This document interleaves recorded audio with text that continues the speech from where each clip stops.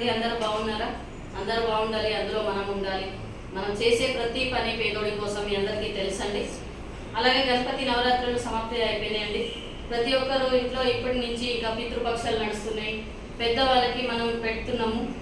అలాగే ఈరోజు గురువారము, అలాగే మా మామయ్య జ్ఞాపకార్థంగా మనము భోజనం పెడుతున్నామండి. ఈరోజు బిస్బెలి బాతు, ఆయనకి ఇష్టమైన ఫుడ్ ఇది. మేము ఎప్పుడూ ప్రతిదీ మనం పెద్దవాళ్ళు ఉంటేనే మనకి ఎంతైనా ఒక శక్తి, ధైర్యం ఎల్లప్పుడూ మనకి ఉంటుందండి. ఎప్పుడు మనము ప్రతిదీ ఇంట్లో మనం ఏం వంటలు చేసుకున్నా కూడా ప్రతిరోజు నేను గుర్తు చేసుకుంటున్నా.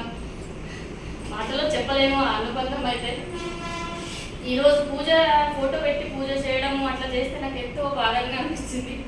అసలు మేము ఫస్ట్ హైదరాబాద్ వచ్చినప్పటి నుంచి మా మామయ్యకి హెల్త్ బాగాలేకపోతే ఒకరోజు హాస్పిటల్కి వెళ్దామంటే మనం దగ్గర ఒక్క వెహికల్ కూడా లేకపోతే ఒక టైంలో, అలాంటి టైం ఇప్పుడు మూడు కార్లు ఉన్నా కూడా మనకి ఆ టైం అనేది, ఆ సమయం అనేది ఇప్పుడు రాదు అంతే.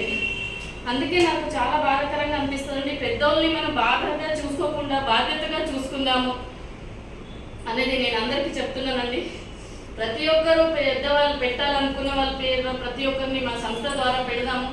పెద్దోళ్ళ ఆశీర్వాదాలు ఎప్పుడు మనం తీసుకున్నాము.